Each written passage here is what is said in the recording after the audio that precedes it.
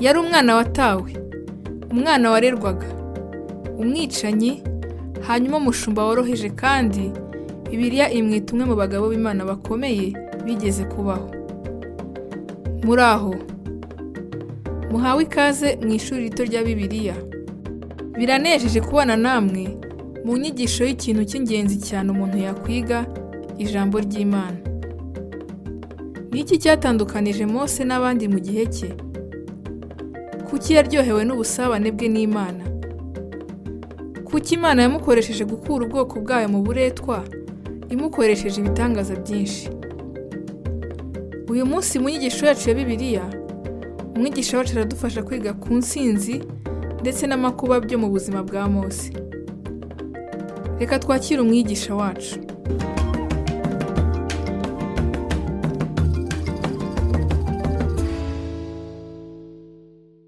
Muhawe ikaze mu rindi somo ry'ishuri rito rya Bibiliya, ubwo twiga igitabo cy'ingenzi cyane cyanditswe, ndetse kikaba igitabo cy'ingenzi cyane jye nawe tugomba kwiga, ni Bibiliya, ijambo ry'Imana. Inyigisho yacu ya Bibiliya itugejeje ku gitabo cyo kubara, aho twahishuye ukuri k'umugani gutangaje kandi gushimishije. Kuba tugeze ku gitabo cyo kubara, nezezwa cyane n'ukuntu icyo gitabo cyo kubara kivuga ku gukomera kwa Mose. Ko Mose yari umuntu utagereranywa, ko yari umugabo ukomeye w'Imana mu babayeho bose. Igitabo cyo kubara kitubwira ahantu henshi uburyo Mose yari umuntu udasanzwe n'umuntu ukomeye.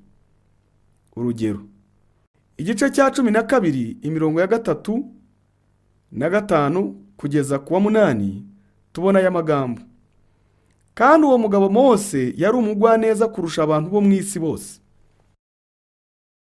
Rimwe mu magambo atumvikana muri Bibiliya ni ijambo umugwaneza. Yesu yaravuze ati, hahirwa abagwaneza. Ibyo ntibivuze ko umuntu w'umunyantege nke ahiriwe by'umwihariko. Ubugwaneza ntibuvuze ku munyantege nke. Mu byanditswe, ijambo ubugwaneza bivuze kujya ku murongo. Tekereza ku ifarashi y'imbaraga nyinshi.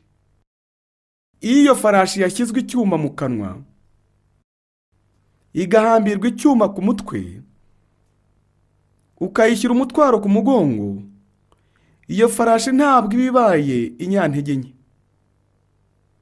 Iriyoroshya ikagwa neza. Icyo ni cyo ubugwaneza busobanuye muri Bibiliya. Yesu yaravuze ati, mwemere kuba abagaragu banjye munyigireho, kuko ndi umugwaneza kandi noroheje mu mutima.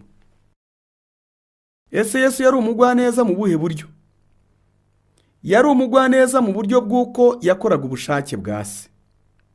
Yashoboraga kuvuga atya, nkora iteka ibinezeza Data.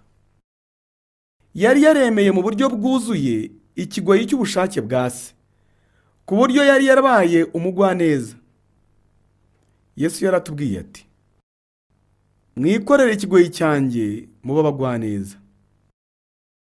Ubwo Sawuli yahindurwaga, ubwo Sawuli yahuraga na Yesu Kristo mu buryo bw'imbaraga ari mu nzira ijya i Damasiko, yaravuze ati, urinde mwami.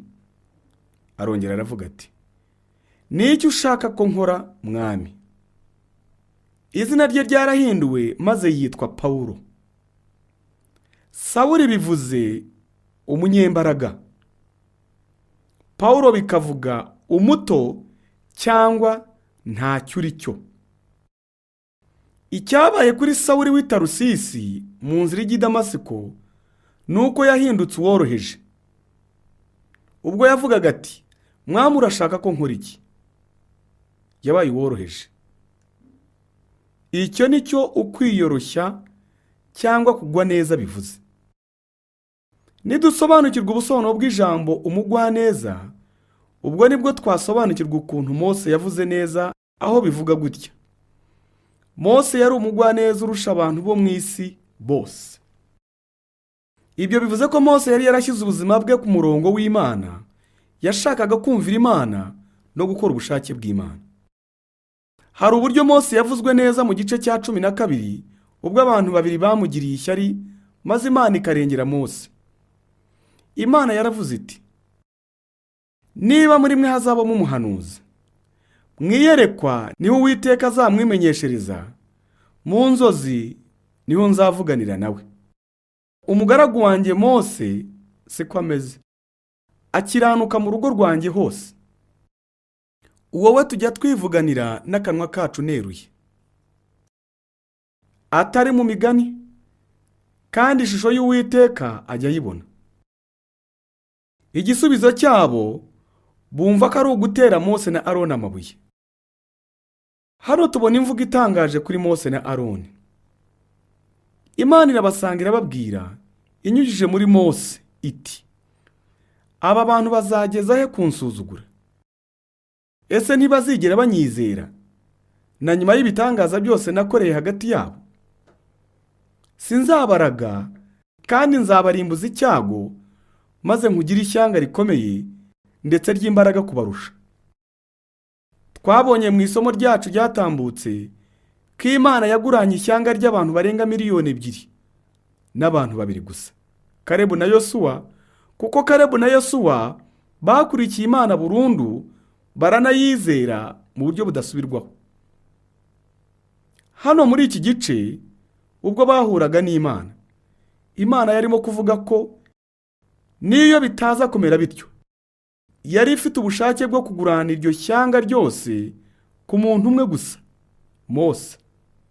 Yaravuze iti, ngiye kubarimburira mu butayu maze nkugire ishyanga, wowe Mose. Urabona indangagaciro z'Imana?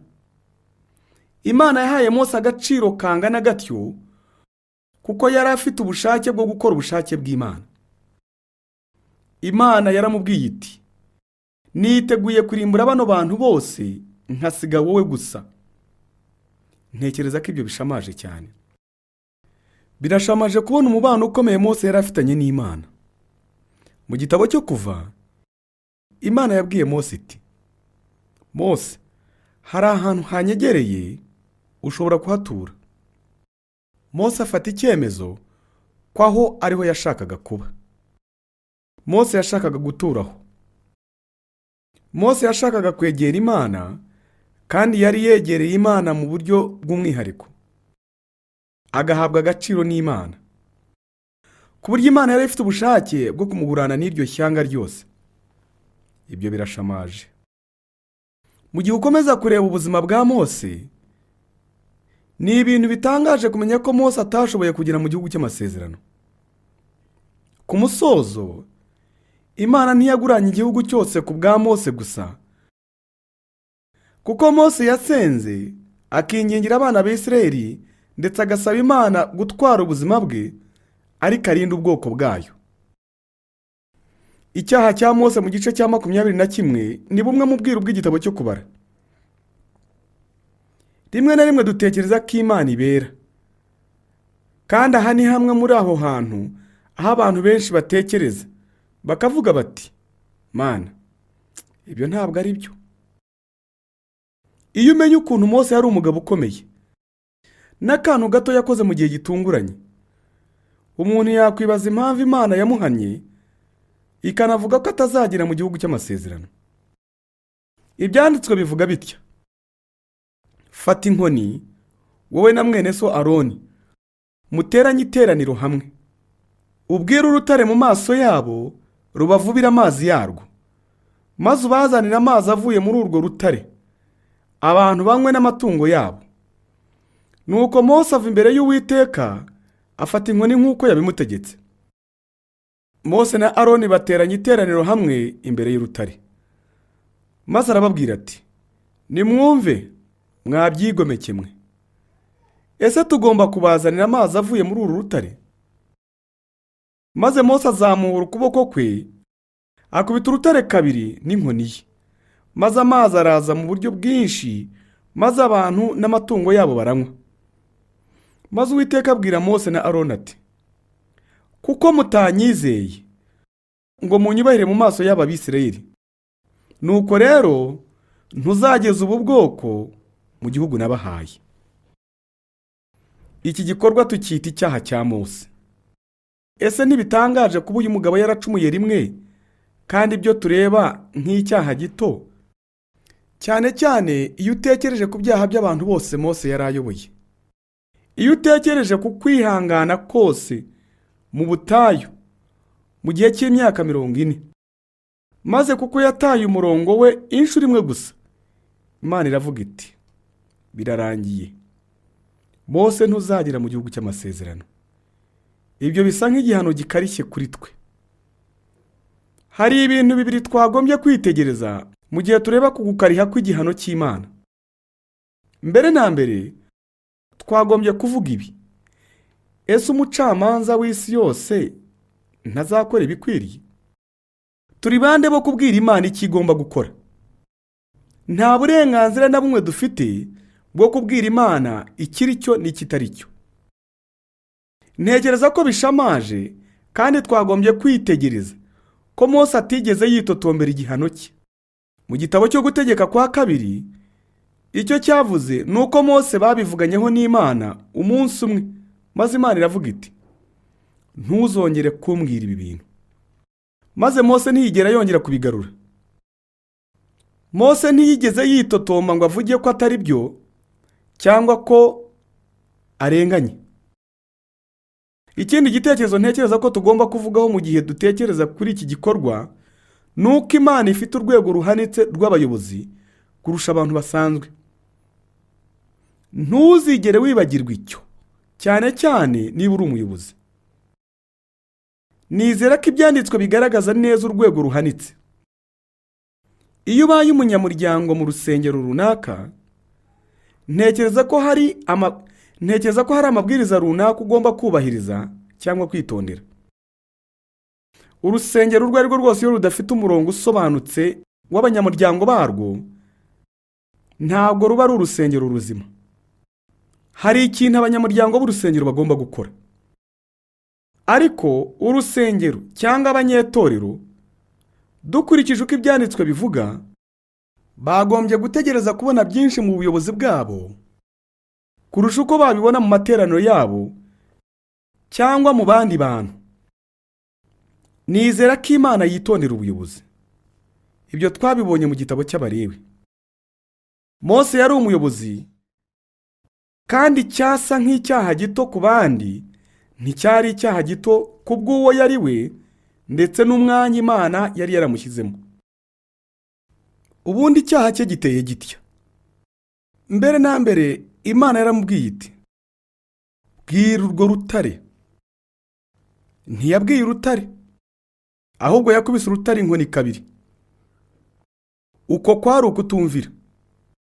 Imana yamubwiye kubwira urutare, yararukubise, atari rimwe ahubwo 2. Biragaragara ko Mose yarakaye. Yaravuze ati mwumve mwabyigomeke mwe, ese ngomba kubaha amazi avuye muri uru rutare?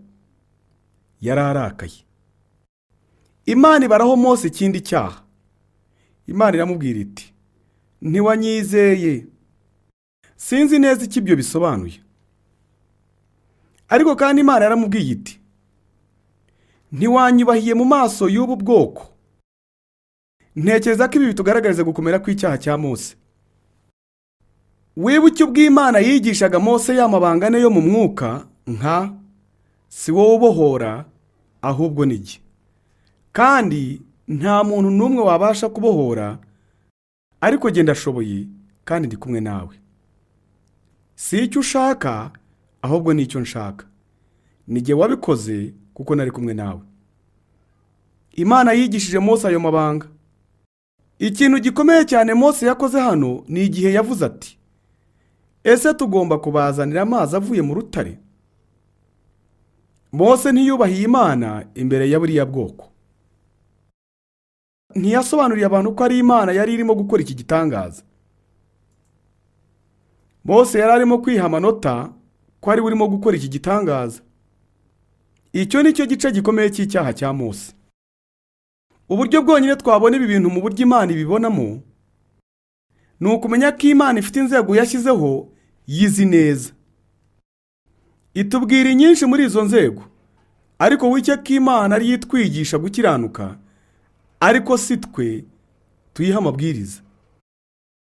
Turamutse tumuciriye urubanza dukoresheje inzego z'Imana, ubona ko igihano cya Mose cyari gikwiriye. Mose agaragara kuba yari yemeranyijwe n'Imana. Iri ni isomo rikomeye kuri twe. Ntitugomba kugira icyo twiyitirira mu by'Imana yakoze. Mu gice cya 11 cy'igitabo cyo kubara, hari ikindi gikorwa cya Mose nsanga gishamaje cyane. Twumva cyane muri iki gihe ubuzima twita kunanirwa. Hari ukunanirwa, hari kuruha, hari gucika intege, n'andi magambo menshi dukoresha dusobanurira abantu bananiwe cyane. Hari abagabo benshi bakomeye muri Bibiliya nka Dawidi, we Bibiliya yavuzeho ko yari umugabo ufite umutima Imana yishimira. Hari Mose. Ibyanditswe bivuga ko yari umugwaneza kurusha abantu bose bo ku isi, kandi yari umugabo ukomeye w'Imana wigeze kubaho. Birantangaza cyane kuba aba bagabo bakomeye barananiwe. Aba bagabo baritanze rwose. Aba bagabo baduha urugero rw'icyo twita kunanirwa. Urugero, Mose yabwiye Imana ati, kuki ari jye uhisemo? Kuki umpa umutwaro w'aba bantu bose? Ese n'abana banjye ndinde se? Iyo se niyo mpamvu mpaye akazi ko kubonsa nk'impinja kugeza ubwo tuzagira mu gihugu wasezeranyije ba sogokuruza? Nihe ngomba gukura inyama z'aba bantu bose? Baba barira bavuga ngo mpinyama. Sinakwikorera iki gihugu cyose jyenyine. Umutwaro uraremereye cyane. Niba ari uku ugiye gufata, ndakwinginze nyica ubu nonaha. Waba ungiriye neza, nkura muri ubu buzima budashoboka. Ese wari wigera wumva umeze utyo? Nsanga Mose, Eliya, Yobu, Dawidi na Yohana intumwa, benshi mu bagabo bakomeye b'Imana mu byanditswe barananiwe cyane, maze basengera isengesho rimwe rigira ritya: nyica Mana, ndashaka gupfa. Ese wari wigira wifuza gupfa? Ese wari wigira wumva ucitse intege cyane ku buryo wifuje gupfa? Nizera ko ubu buzima buba ku bantu benshi, kandi nizera ko byaba no ku bantu bazi Imana, kuko ibyanditswe bitubwira ko byabaye ku bantu bakomeye b'Imana bigeze kubaho. Barananiwe cyane ku buryo basabye Imana gutwara ubuzima bwabo. Birashimishije cyane kuba Imana itagisubiza iri sengesho. Wari wigera ushima Imana ku masengesho atasubijwe? Hari indirimbo yitwa Mwuka w'Imana, manukira umutima wanjye, ivuga itya: nyigisha kwihanganira isengesho ritarasubizwa. Nzi abantu badakunda uwo murongo kuko bavuga ko nta sengesho ritasubijwe ribaho. Jye ntekereza ko ririho. Kubwo buntu bw'Imana hari isengesho ridasubizwa. Ntitwamenya iteka icyo ubushake bw'Imana ari cyo. Rero akenshi dusaba ikintu kitari cyo. Kandi kuko Imana idukunda, ntizasubiza amasengesho mu gihe atajyanye n'ubushake bwayo. Niyo mpamvu mu rugero rw'isengesho rya Yesu atwigisha uko dusenga: ibyo ushaka bikorwe mu isi nk'uko bikorwa mu ijuru. Niba urimo gusenga ukurikije ubushake bw'Imana, niba icyo urimo gusaba atari ubushake bw'Imana, ubwo ntuba ushaka ko Imana iguha ibyo wasabye. Niba urimo gusenga udakurikije ubushake bw'Imana, niba icyo urimo gusaba atari ubushake bw'Imana, ubwo ntuba ushaka ko Imana iguha ibyo wasabye. Igihe abagabo b'Imana bananirwaga cyane, basabye Imana ikintu kitari cyo. Basabye Imana gutwara ubuzima bwabo. Kuko imitima yabo yari mu kuri, Imana ibaha icyiza, atari icyo basabaga. Mu gice cya 8 cy'Abaroma, intumwa Pawulo aduha umwandiko wimbitse cyane w'icyanditswe. Yavuze ko tudasenga uko twagombye gusenga kuko tutazi ubushake bw'Imana. Tuzi ko nidusenga dukurikije ubushake bw'Imana tuzabona icyo dusabye. Ariko ikibazo ni uko akenshi tutamenye na gato ubushake bw'Imana. Rero ntidusenga uko twagombye gusenga. Pawulo yavuze mu Baroma igice cya 8 umurongo wa 26 kujya kwa 28 ati: ntitukemerere ikitubuza gusenga. Uko biri kose mugomba gusaba, niyo waba usaba ikintu kitari cyo. Kuko iyo usabye ikintu kitari cyo, iyo umutima wawe uri mu kuri, umwuka wera uri muri wowe uzi ubushake bw'Imana. Maze Imana izaguha icyo ubushake bwayo buri ku buzima bwawe. Mu yandi magambo, nusaba ikintu kitari cyo, umutima wawe ukaba uri mu kuri, Imana izaguha ikintu cyiza nubwo utazi icyo ari cyo. Hari ukuntu niba umutima wawe ufite ukuri utahusha. Nubwo wavuga uti Mana nyica, ndishakira kuryama hasi maze nipfire, nacitse intege cyane, Imana ntizakwica, ahubwo izaguha icyo ukeneye mu by'ukuri, atari icyo uyisabye kitari mu bushake bwayo. Mose we yamuhaye abagabo 70 bo kumufasha. Imana yaramubwiye iti: utekereza ko ugomba kubikora byose wenyine? Ariko reka nkubwire Mose we, uyu ni umukino ufatanya n'abandi, kandi ugomba gushaka abandi bantu bakagufasha. Ntiwabasha kubikora wenyine. Shaka abagabo 70 ubamanure ku ihema ry'ibonaniro, maze mfata umwuka wanjye nari naragushyizeho mwubashyireho nabo. Ibi ntibivuze ko Imana yari ikuyeho ubuyobozi bwa Mose, kandi ntibivuze ko Imana yagabanyije inshingano z'ubuyobozi izigabanya abagabo 70 bandi. Yabwiye Mose kugabana ubuyobozi n'aba bandi. Yasize amavuta abagabo 70. Sebukwe wa Mose yari yaratanze iki gitekerezo inyuma mu kuva igice cya 18. Ubundi Mose yabishyize mu bikorwa kuri iki gihe, ubwo Imana yamwerekaga ko byari ubushake bw'Imana, atari igitekerezo cyiza n'ubushake bwa sebukwe utari umwe mu bwoko bwatoranyijwe. Ubwo Eliya yasengaga ngo apfe, dore ko Imana yamusubije. Imana yabwiye Eliya iti: Eliya, umaze iminsi utita ku rusengero rwawe, umubiri wawe. Uraryama hano gusa maze usinzire. Maze Imana isinzirize Eliya cyane, maze Imana imubyutsa hagati mu bitotsi bye, iramubwira iti: gira icyo urya. Abona ibiryo bibonetse mu buryo budasanzwe ararya. Maze Imana iramubwira iti: ongera usubire kuryama. Eliya abyutse nyuma y'ibyo bitotsi bya kabiri, ibyanditswe bivuga bitya: Eliya agendera mu mbaraga z'izo nyama mu gihe cy'iminsi 40.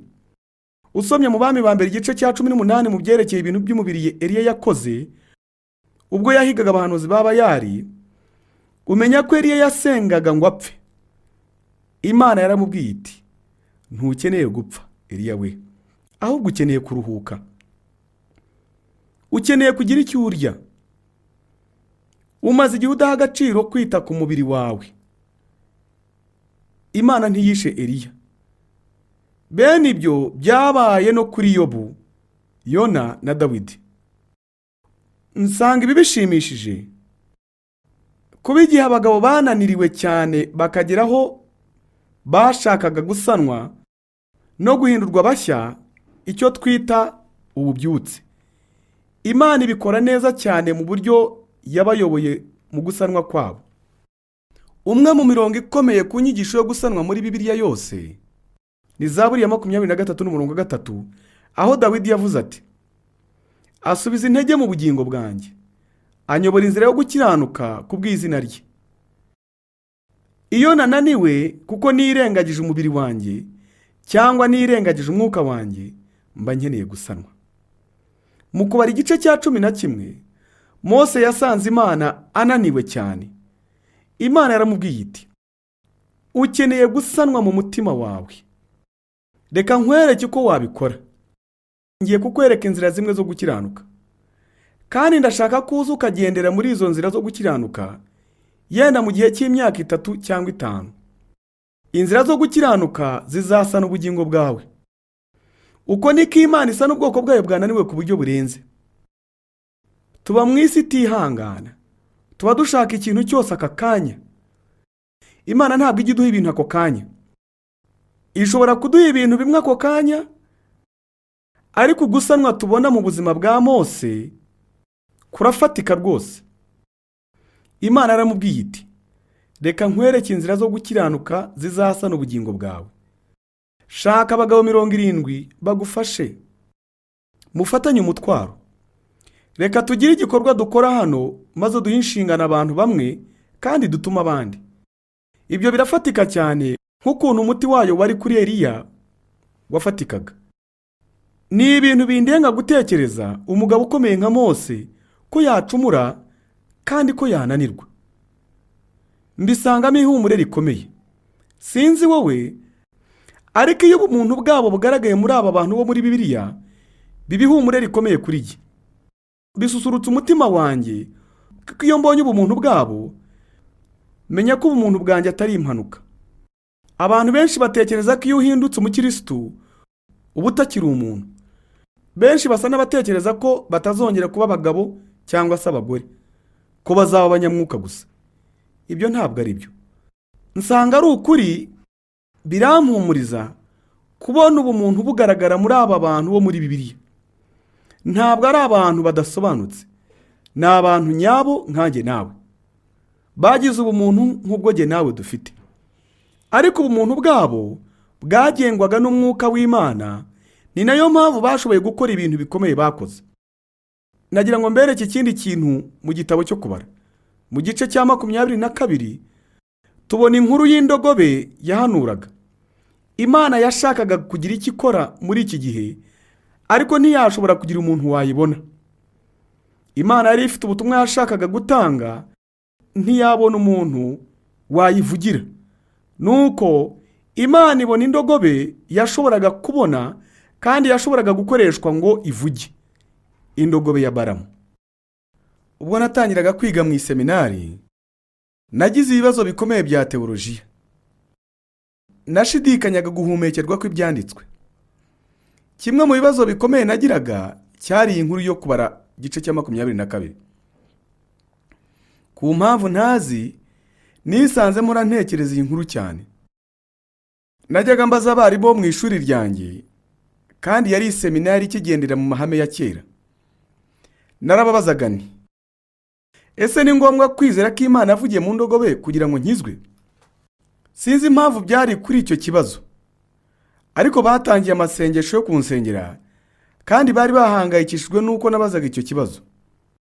Mu by'ukuri numvaga ari ikibazo kizima. Ese dukizwa n'uburyo tureba ihumekwa ry'ibyanditswe, cyangwa dukizwa kuko twizeye ubutumwa bwiza bwa Yesu Kristo?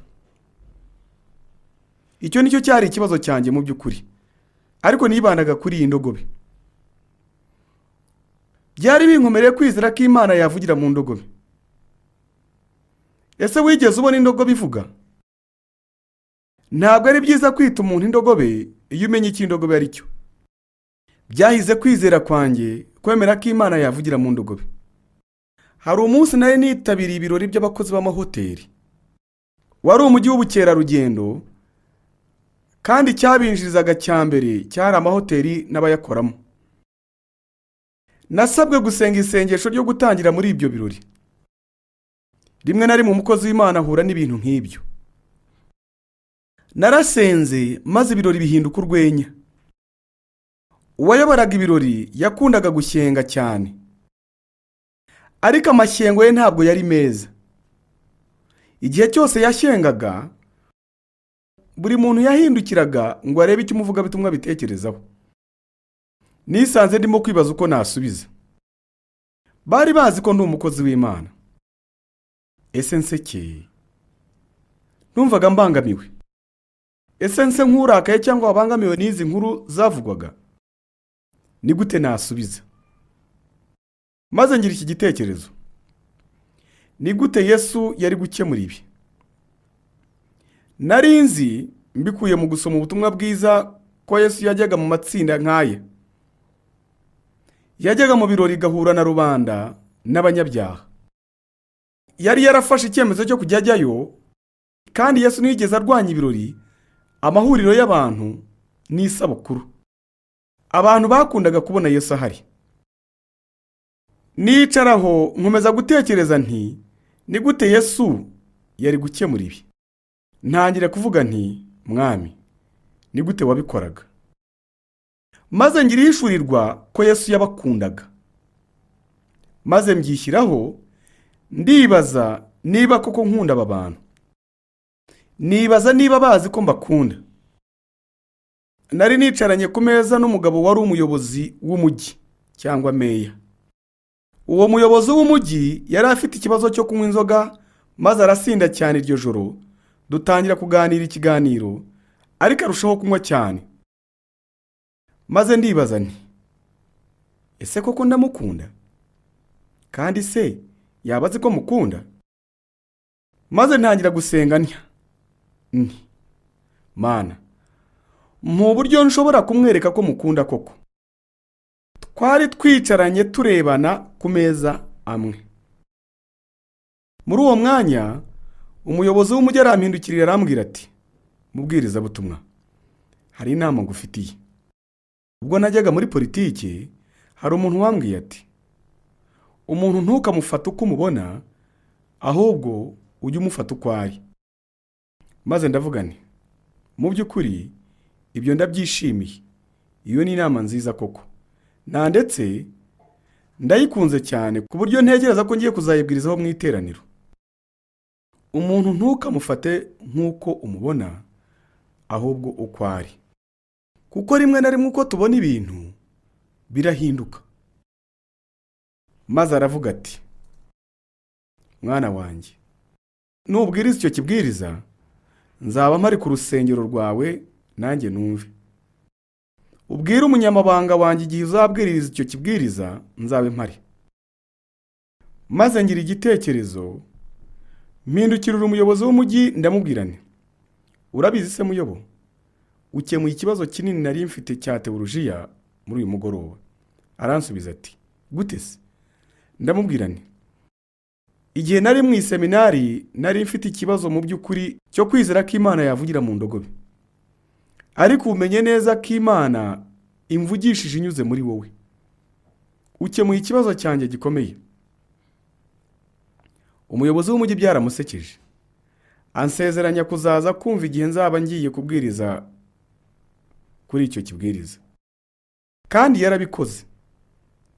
Icyigisho cyitwaga bafate uko bari.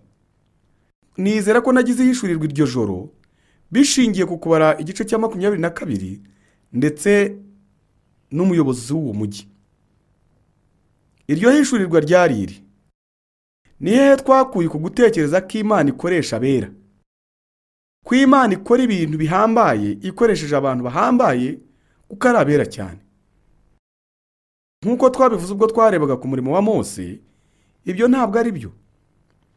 Imana ishaka gukora ibintu bihambaye cyane ikoresheje abantu boroheje cyane kuko bayihaye ngo ibakoreshe.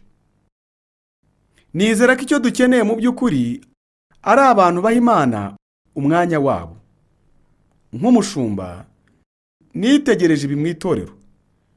Rimwe na rimwe uba ufite abantu bafite ubushobozi buke cyane, ariko baboneka cyane. Noneho kandi rimwe na rimwe Imana igira abantu bafite umwanya muke ariko bakagira ubushobozi bwinshi. Bamwe bafite impano, bafite ingabire, ariko ntibaguha iminota 5 y'igihe cyabo.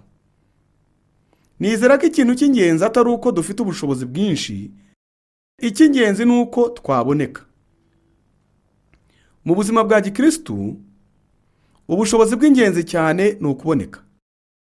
Icyo ni cyo Imana ishaka mu by'ukuri. Niba koko ari byo ko Imana ariyo ibikora, ntaba ari twe. Ubwo rero ikintu cy'ingenzi cya mbere twatanga duha Imana ni umwanya wacu ikadukoresha. Mu gitabo cyo kubara tubona ugukomera kwa Mose, tukabona n'icyaha cya Mose cyangwa intege nke ze. Maze menya ko nk'uko Imana yakoresheje iriya ndogobe, niko Imana yakoresheje Mose wemeye ko imukoresha. Imana irabishaka kandi Imana izadukoresha nidutanga umwanya wacu. Ese wari waha umwanya wawe Imana? Niba utarabikora, bikora uyu munsi. Mbega ukuri kwinshi gutangaje twize uyu munsi. Ndizera ko isomo ry'uyu munsi rigusubije nk'imbaraga. Ntugomba kuba uri uwera cyane kugira ngo Imana igukoreshe, ahubwo ugomba kuba ufite ubushake kandi waboneka. Bihora ari ibintu byiza cyane kubana natwe twiga Bibiliya. Tunejejwe nuko wahisemo kwigana natwe Bibiliya. Duha agaciro amasengesho yawe usengera uyu murimo.